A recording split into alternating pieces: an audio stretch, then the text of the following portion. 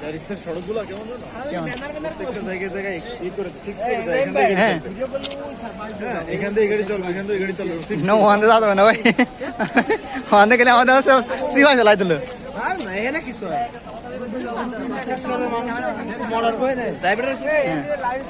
ওকে দেশে তো বিশালই উন্নত না, উন্নত, কিন্তু ওরা আছে পরিকল্পিত উন্নত, বুঝছো? ওদের প্ল্যান করা। আমরা যেমন ডেভেলপমেন্ট করি, আমাদের কোনো প্ল্যান থাকে না।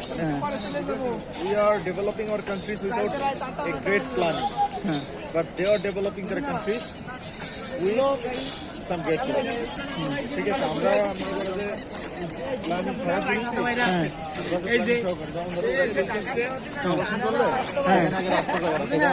আমরা একটা বাড়ি করি না, 5 কাঠা জমি কিনে 5 কাঠা করে পারলে বহন চলে দেয়। এখন রাস্তাটা কোনো সিস্টেম নেই। ওদের নিয়ম হচ্ছে যে 5 কাঠা হলে হাফ কাঠা ন্যূনতম তুমি স্পেস রাখো, আবার একবারের সাথে একবারে মিশাই করতে পারবা না। ঠিক আছে, সব জায়গায় স্পেস থাকবে। এই জন্য ভবনগুলো সরকার দায়িত্ব নিয়ে করে, ডেভেলপার ওই সিস্টেমে করে নকশা করে, পরে ওরা ভবনগুলো কিনে না, জমি সহ কিনে।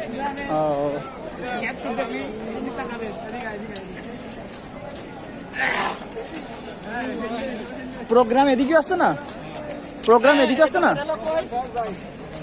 মঞ্চ কোন দিক একটু জোরে আটেন।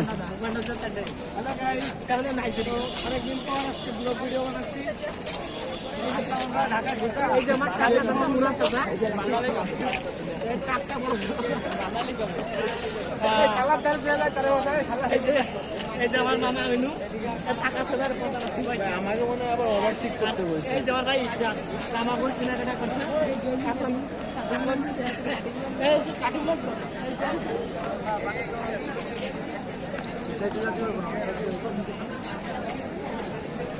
মঞ্চের পিছনে বলে, মঞ্চের পিছনে, তার মানে এইদিকে না, সামনে আরো মতিন ভাই কইছে মঞ্চের পিছনে। মতিন ভাই মঞ্চের পিছনে মঞ্চের পিছনে নেই, মঞ্চের সামনেও নেই। মঞ্চের পিছনে বলতে তো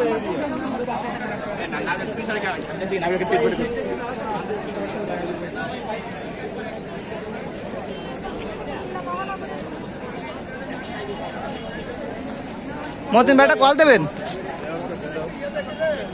ওই তো বেরোচ্ছে না, সাদিয়া ওদি কল দিছে মানে বাইক তো পোস্ট নাই, বাইক আমার না, সাদিয়ার কাকে মঞ্চের পিছনে যে ই না কালাতে কত ভাববি বলি সাদিয়া কিছু করছে। করতেছে কেন? ভিতরে যাই,